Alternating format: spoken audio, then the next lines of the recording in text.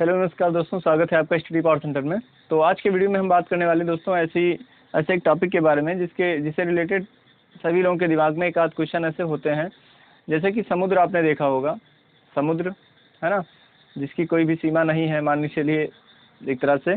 तो समुद्र में जो है, हम जब भी समुद्र देखते होंगे तो हमारे दिमाग में एक क्वेश्चन ऐसा आता होगा कि किसी भी देश का अधिकार जो है वो समुद्र में कहाँ तक होता है ना। ऐसा क्वेश्चन आता होगा कि जैसे मान लीजिए जो सीमाएं हैं, जो अंतर्राष्ट्रीय सीमाएं हैं, वो तो मान के चलिए जो है थल पे जो है, यानी स्थल पे जो सीमाएं हैं वो तो निर्धारित हैं, लेकिन समुद्र की जो सीमाएं हैं वो कहाँ तक हैं, वहाँ पे तो उसका तो निर्धारण, कहीं पे लाइनें तो खींची नहीं हुई हैं समुद्र में, और ना ही वहाँ पे आप कोई जो है स्तंभ रखवा सकते हैं।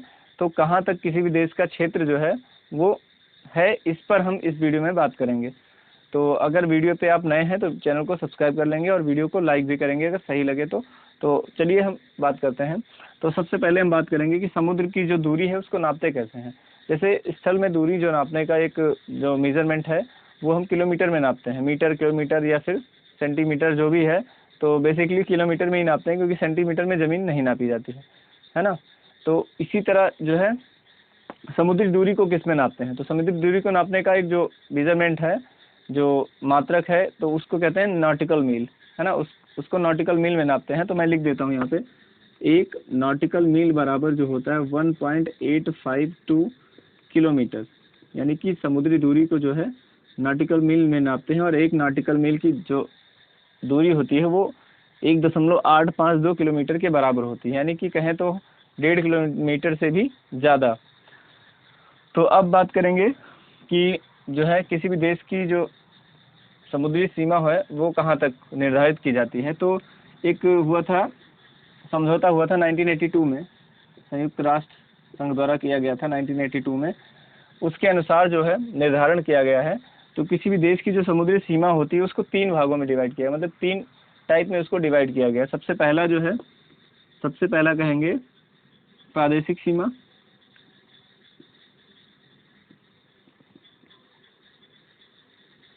प्रादेशिक सीमा। दूसरा हो जाएगा संलग्न क्षेत्र,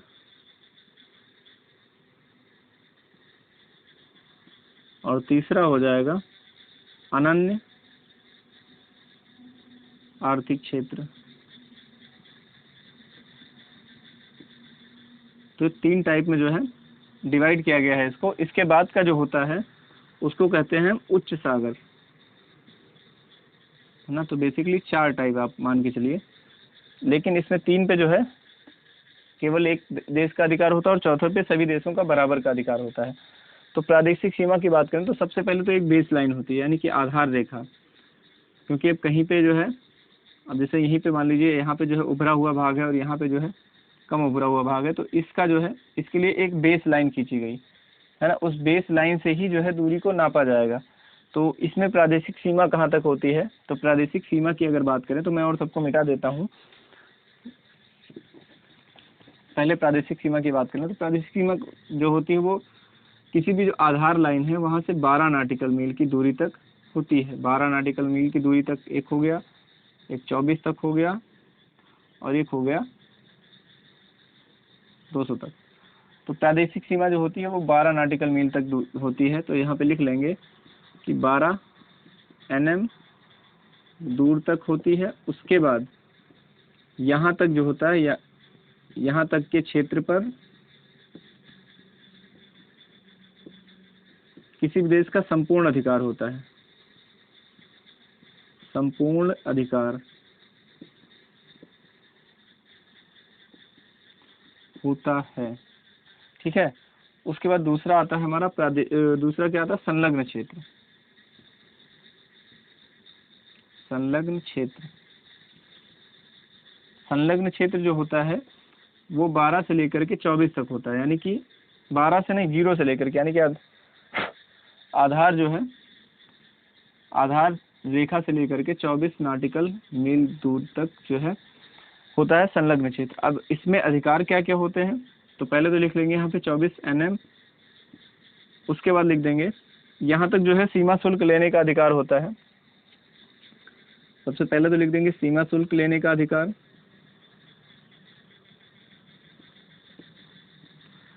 सीमा शुल्क लेने का अधिकार, उसके अलावा साफ सफाई का अधिकार, उसके अलावा पर्यावरणीय जो नियंत्रण है, यानी पर्यावरण को जो है प्रदूषण जो नियंत्रण है उसका अधिकार होता है, यानी प्रदूषण को नियंत्रित करने का अधिकार होता है। और इसके साथ साथ जो है आर्थिक क्षेत्र होता है, यानी कि आर्थिक अधिकार भी होता है, वित्तीय अधिकार होता है।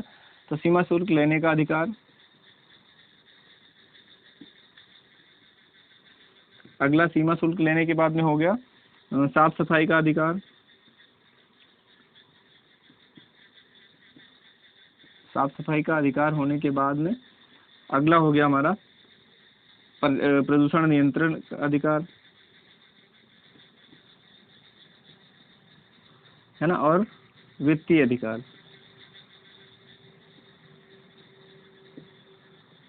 ठीक, इसके बाद तीसरे की बात करेंगे तो ये जो होता है ये 200 नॉटिकल मील दूर तक होता है। कहाँ तक? अच्छा, यहाँ पे श्रीलंका है, उसकी बात हम बाद में करेंगे, क्योंकि दो देशों के बीच में फिर संधि हो जाती है। जैसे पाक जल संधि जो है भारत और श्रीलंका के बीच में है, तो जितना क्षेत्र है उतने में पाक जल संधि जो है, तो संधि के अनुसार आधा भारत का और आधा श्रीलंका का, तो उसकी बात हम आगे करेंगे। पहले हम बात कर रहे हैं कि कहाँ तक जो है, जैसे बंगाल की खाड़ी में या फिर अरब सागर में कहाँ तक है, तो उसकी बात हम कर रहे हैं। तो यहाँ तक जो होता है इसको यहाँ पे ना करिए, अन्यथा आप कन्फ्यूज हो जाएंगे। तो यहाँ तक कर लें हम 200 नॉटिकल मील दूर तक। इसको क्या बोलेंगे? अनन्य आर्थिक क्षेत्र। अब मैं इसको कहाँ पे लिखूँ? यहाँ पे लिख देता हूँ। इधर हो सकता है, इधर दिख रहा हो आपको, एक मिनट में चेक किए रहा हूँ। हाँ, दिख रहा होगा। तो तीसरा हो जाएगा हमारा अनन्य आर्थिक क्षेत्र। इसमें क्या क्या अधिकार होते हैं? तो इसमें जो है सबसे पहले तो लिख लें हम 200 नॉटिकल मील दूर तक का क्षेत्र। ठीक है। अब इसमें क्या होता है? इसमें जो है यहाँ तक की दूरी में जो है सबसे पहले तो हम बात करें कोई भी जो है द्वीप बनाने का अधिकार, समुद्री द्वीप बनाने का अधिकार। द्वीप जानते हैं ना आप? इसके पहले के वीडियो में हम बात कर चुके हैं द्वीप के बारे में, तो अगर आपने नहीं देखा है तो जरूर देखें। द्वीप बनाने का अधिकार, समुद्री द्वीप बनाने का। इसके साथ साथ जो है जो क्या कहते हैं उसको, वैज्ञानिक अनुसंधान।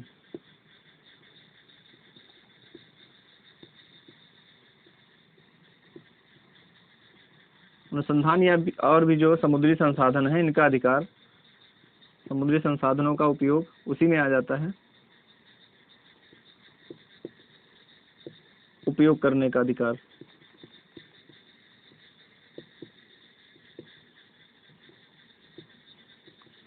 इसके बाद जो अगला है चौथा, इसको हमने बोला था उच्च जो है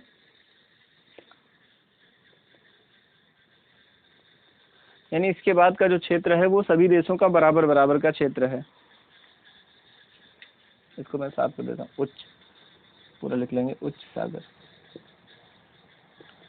इसके बाद का क्षेत्र जो है इस पर सभी देशों का समान अधिकार।